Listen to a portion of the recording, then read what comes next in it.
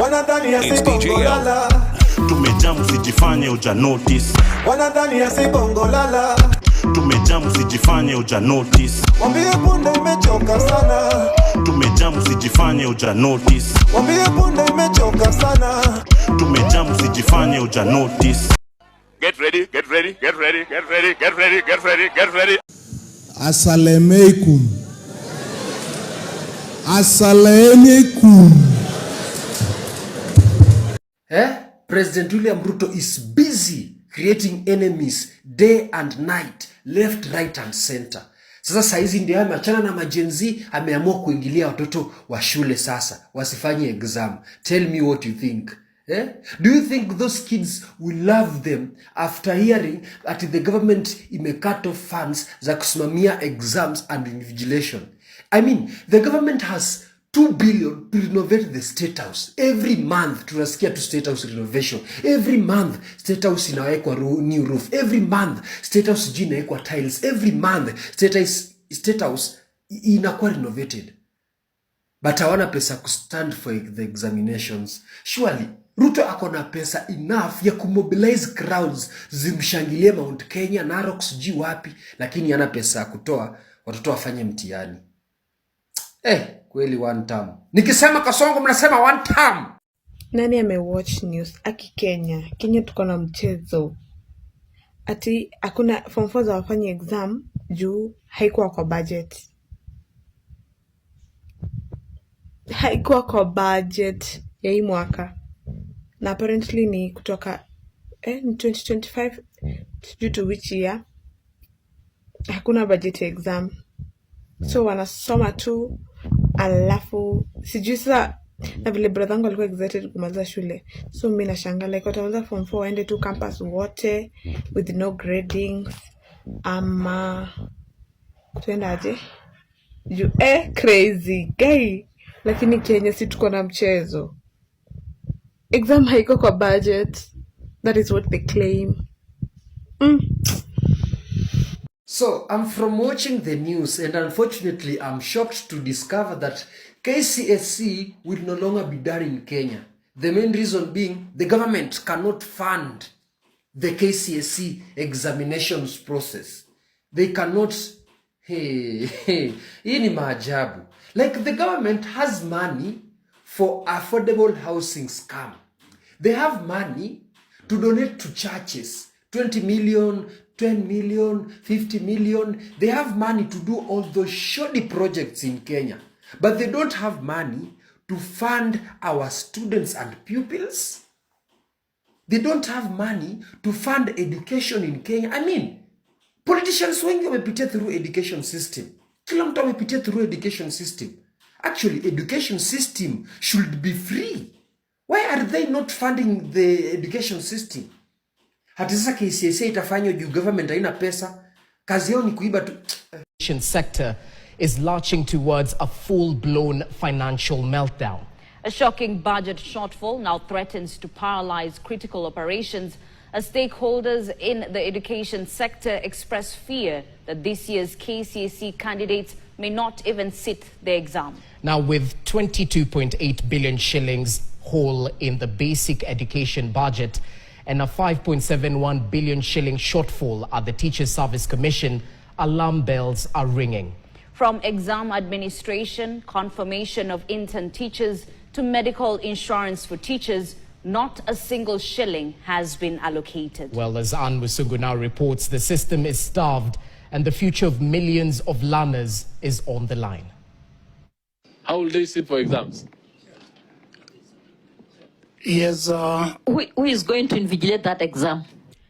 Treasury officials were put on the spot before the National Assembly's Education Committee when they were grilled over the exclusion of funding for exams and invigilation in the 2025-2026 budget estimates, despite a clear annual need of 12.5 billion and an earlier budget policy approval of 6 billion. The proposed allocation is zero.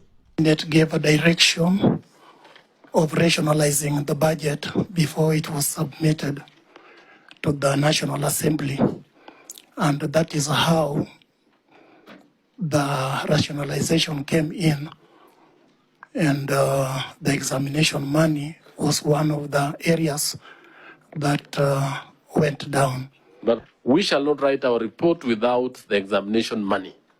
And that's not all. The fate of 20,000 intern teachers hangs by a thread. The Teacher Service Commission now says there's no budget to confirm them into permanent roles. We speak that funding to convert them has not been provided. So this, the interns will continue for the next maybe 2 years. You can't bring before us a budget that you want to recruit interns when clearly you know that you have other interns who are already serving. Meanwhile, teachers' medical cover has also taken a hit. The budget only allocates half the cost of the current contract, this amid rising complaints over the scheme's effectiveness. The money we have been provided, there's a general discussion ongoing that with SHA, maybe there will be need for most of the public servants to move to SHA. So that discussion is ongoing, and also we'll be engaging National Treasury and Parliament to see whether we can get additional money to take care of the medical scheme for teachers. The numbers paint a grim picture. Basic education faces a 22.8 billion deficit, while the Teacher Service Commission stares at a 5.7 billion shortfall. A sector once promised priority, now teetering on the edge of crisis. If you're a Kenyan parent, you need to say one term. And please mean it when you say that. And if you don't know why we need to say one term, this is the reason. Thousands of candidates now face an uncertain future after Treasury removed the entire budget for examination registration and invigilation in what could see parents being forced to pay to have learners sit national exams. Treasury has done a 62 billion budget cut on education system. That includes examination and dispensation of exam material. And that means in the current budget, there's no examination that will take place in Kenya when it comes to basic education. The presentation of the report to the Departmental Committee on Education and Research revealed that the government had failed the test in budgeting for the very basic tenet of education examinations. But the exams is an activity we know at the end of the year, summative exam assessment has to take place. It is discussed. Then you bring a budget here with zero. What is wrong with the exams of our children? Does Treasury want to do away with exams, or does it want to communicate to parents to start paying examination fees? So the Education PS, Bitok, and his counterpart from the Treasury, an officer from Treasury, told the Education Parliamentary Committee these amounts are not available for the education sector. I'm really engaging National Treasury on this particular matter with the aim of ensuring that we provide the monies that are required so that we can be able to support our children who are doing exams. On 29th of April, when the cabinet sat, the cabinet gave a direction of rationalizing the budget before it was submitted to the National Assembly. And that is how the rationalization came in. And the examination money was one of the areas that went down.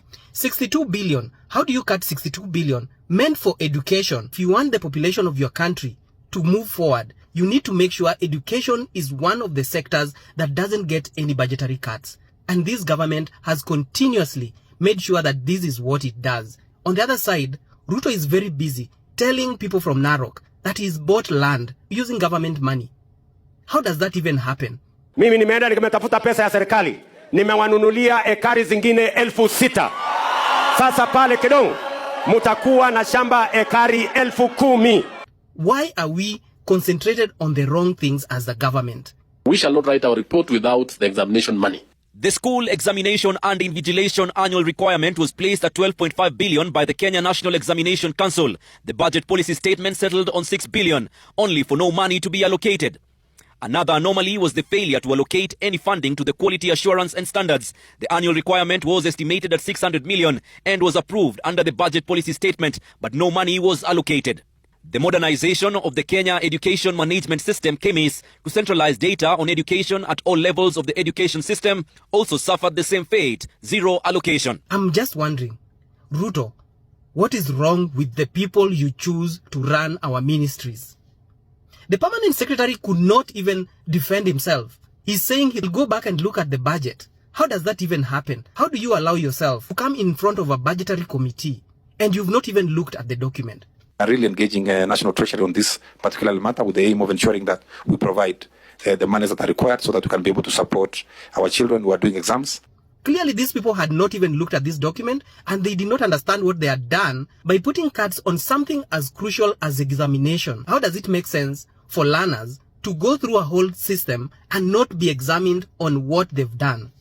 It doesn't make sense. How do you do budgetary cuts on something as crucial as examination, invigilation, and making sure that even students get food in their schools? Out of 7.2 billion shillings required for school feeding program, only 3 billion was approved, while free primary school capitation and junior school capitation were reduced by 1.2 billion and 14.7 billion respectively. When you see a government doing this, what does it mean to the marginalized communities whose students cannot really get lunch at home? So they have to eat in school so that they continue staying in school. So when you do budgetary cuts on things that are crucial in making sure our children go to school, in making sure that our population is educated, what are you thinking as a government? I'm speaking to the Treasury and the Permanent Secretary of Basic Education, BTOC. It doesn't make sense. And this is the government that we are choosing, and you want to tell me, kumi bila break. It doesn't even make sense. I was watching the news and I was cringing and wondering why we chose this government. It doesn't make sense completely. Listen to what he said. On 29th of April, when the cabinet sat, the cabinet gave a direction of rationalizing the budget before it was submitted to the National Assembly. And that is how the rationalization came in. And the examination money was one of the areas that went down. The reply was laughable and unsatisfactory to the committee. Chair, please. I don't understand how a sitting cabinet can actually decide that a budgetary cut to be done on education, basic education. It doesn't matter what kind of actions these people took after being told by the cabinet, but it doesn't make sense that a cabinet would sit down and decide to reduce the amount that goes to education. Even those teachers that were saying 20,000 or so teachers that they said will be employed, that Ruto has been going around saying that they are employing these teachers. And we have set aside another 2.4 billion shillings in this year's budget to hire additional teachers, 20,000 of them. Earlier, the Teachers Service Commission had also submitted that they have a deficit of 5.7 billion in the financial year 2025-2026 and that they are unable to permanently employ 20,000 intern teachers. There's nothing that will be done in employing these teachers if these budgets are continuously cut. It doesn't make sense. And the president is going around dishing money to churches, dishing money to people, saying that title deeds will come out in 1 week. Mimi nimeenda nimetafuta pesa ya serikali, nimewanunulia ekari zingine 6,000 na mimi niko tayari kuwapatia title deeds. Ile mimi nangojea ni nyinyi munipatie majina ya beneficiaries kwa wizara ya ardhi, ndio tuwaletee title deeds. Mukinipatia hizo majina wiki ijayo, ndani ya wiki moja peke yake title deeds zenu zitakuwa tayari. In which government does titles come out in 1 week? I don't know. We have to do something about this government. Guys, 1 term. But the exams is an activity we know at the end of the year. Summative exam assessment has to take place. It is discussed. Then you bring a budget here with 0. And I don't see with the CEO Examination Council. Every other time he comes around saying there are no money for invigilators, no money for carry out exams. Right now, it is 0. If you attended a public high school, oka, kuja, niko na swali. Unawezanga kukula pole pole? Because for me ukula haraka. Nikiwa wapi ama, I think it's how we used to eat in high school. We used to eat in a hurry. But anyway, are you able to eat your food slowly and actually enjoy your food? Because me ujipata in any setup, in any table, I am the first one to finish my food. And it's not like I am greedy or anything. Apana, nakulanga tu haraka. What Wakili is saying, that is the way. You agree to eat? I agree. You've taken your time to... Yes, I've read it. Actually, we have done this mathematics here. You're convinced? Yeah. Yes, because in is a specific period of time. Okay. In. So in the 5th year, it says here, section 136(2)(a, being the second Tuesday in August in every 5th year. In every 5th. It's not at the end of, you finish 5 years and then you now do an election. It says in the second Tuesday. So the 5th year is between, we were doing our calculations here, 9th of August 2026 to 8th of August 2026. And you want to say that the last day of the 5th year cannot be in? No, but it's specific. The first, second Tuesday of August. All right. So this one falls on 2026. That's correct. You see, because the 5th year runs, it's not it's not a calendar year, January to December. It is, it cuts across August 26 to August 27. So within there, that is the 5th year. So within, and if we understand the meaning of the term in, it is in that time of between that August to the other August of 2027 is when the election must take place. We're not coming to the streets because there's anyone who wants your job, really. We're coming to the streets because it's scary that you are in office. It is. You told Uhuru, usiue watoto wangu. And then you've sent your cops to watoto wa wengine. Yeah. The God you serve will visit you. That's true. Very well. You told people, hii government ni ya mwananchi. Mwananchi has the chance to fire and to hire. And then here you are, killing mwananchi, threatening mwananchi, abducting children. You know, you're fighting with kids. Presidents have fought big things by the way. But you're fighting with You're children. fighting with the children of the nation. Yeah. These things should call you to reflect and talk to your advisors like a man. Say it with your chest. Guys, can we find a solution? Someone is saying that Raila should not be touched. This is the first person that should go home.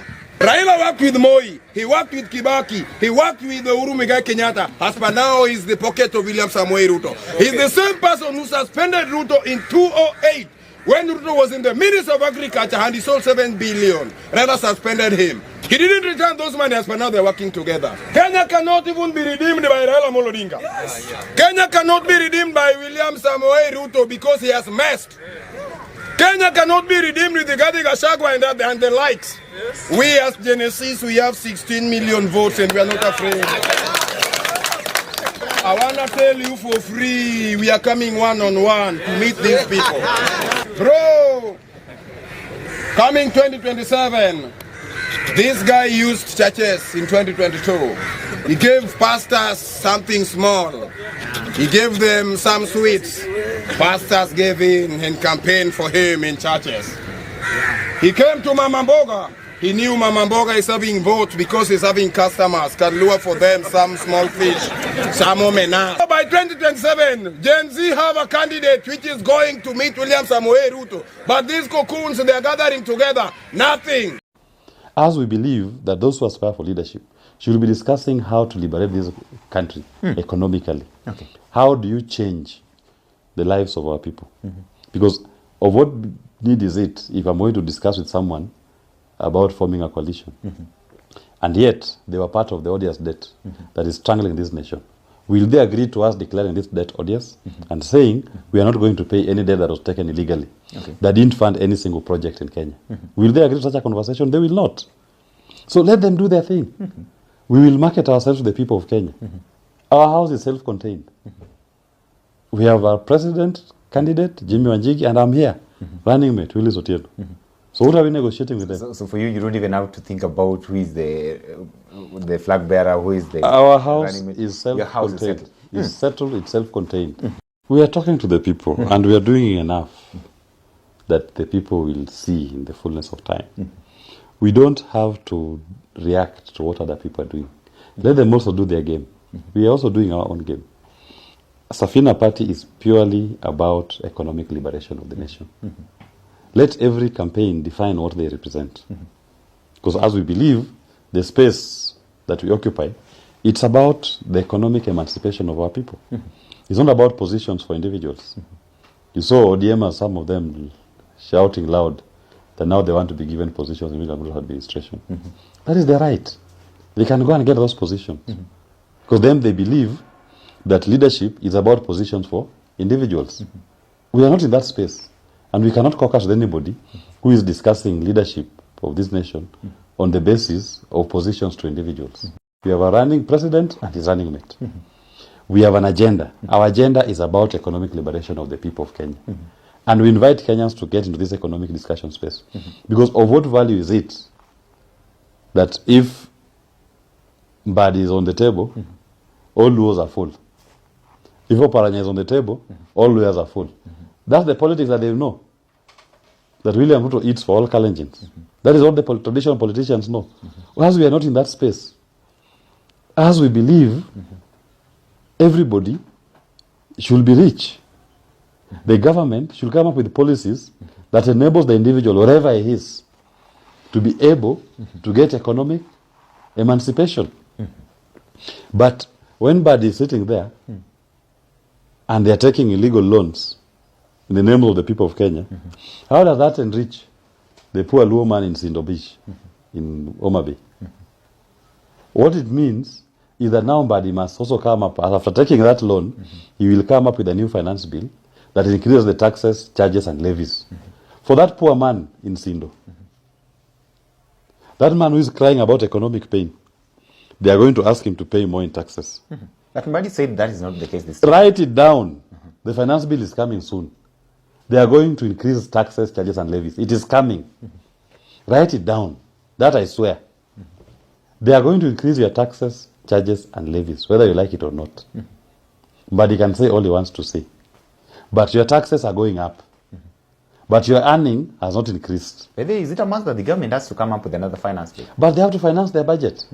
How will they finance it? Already they have told you that their budget for this coming financial year is going to be 4.7 trillion. Yeah. So how will they finance it? Their collections today, on average, on revenue, you are averaging 160 billion per month. Your collections are barely hitting 2.1 trillion.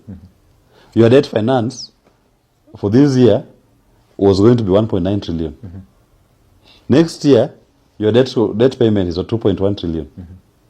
You have a budget of 4.7 trillion.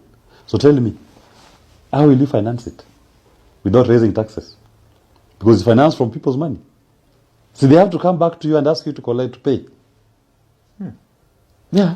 Range Rover, $430,000. $180,000. Lexus LX 600, $300,000. $150,000. LC 300, $200,000. $100,000. Toyota Fortuner, $80,000. $35,000. Prado 250, $130,000. $65,000. I am the president of Kenya, but the president doesn't hold up. Finish him.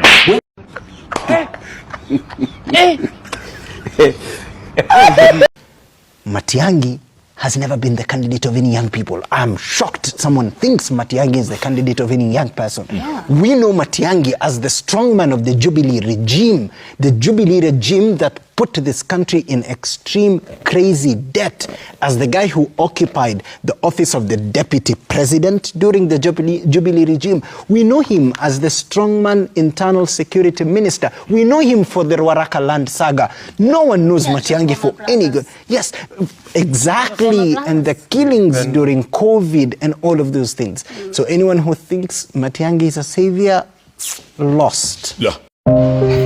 Kenyans, hawa ndio wakombozi.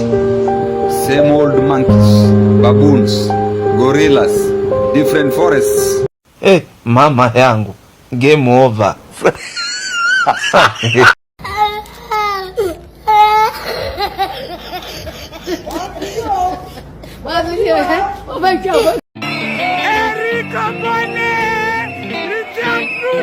Barua toka Jamhuri ya Kenya, wanauliza kama Kenya. Na vitu zina happen in country ikifika 2027 na uko 18 plus tukupate bila kura. Utatuambia unaishi wapi? Utatuambia unataka nani apeleke Ruto nyumbani? So guys, kitu must go hajui, sasa tumechangamka. Tunangoja finance bill. Tutokea 1 year anniversary. 1 year. Anza kutafuta bendera na firimbi kwenye ulieka. Tafungua store. Because, get ready. Tumechangamka. Tushapiga pre-game. Kiongozi wa Kenya Kwanza ni nani? Ni Ruto. Kwa hivyo shetani katika hii Kenya ni nani? Ni Ruto. Na ueleze mpaka jirani yako, ueleze mtoto wako, ueleze mjukuu wako aelewe kwamba shetani wa Kenya ni nani? Ni Ruto. Kwa hivyo kila siku asubuhi ukiamka unasema ashindwe. Huyu Ruto mumwambie tumechoka naye. Kama inatakana tubadilishe katiba ni kupunguza miaka ya Ruto, sio kuongeza atifike 7. We cannot wait to get an opportunity kutuma huyu mtu nyumbani kwa sababu kazi imemshinda. Ruto tunataka kwanza kupunguza term yake. Kama ingewezekana hii mwaka ingeisha kama huyu mtu amekaa kwa kiti. Aende nyumbani, kazi imemshinda. You like me, why them a fight me? You like me, chewing a bomb with a bite. TJ, bomb them, never stop. We not trust them even if we bust them. We not trust them, stay far, not touch them. We not trust them, hope their man not sub them. Informer me say you must them.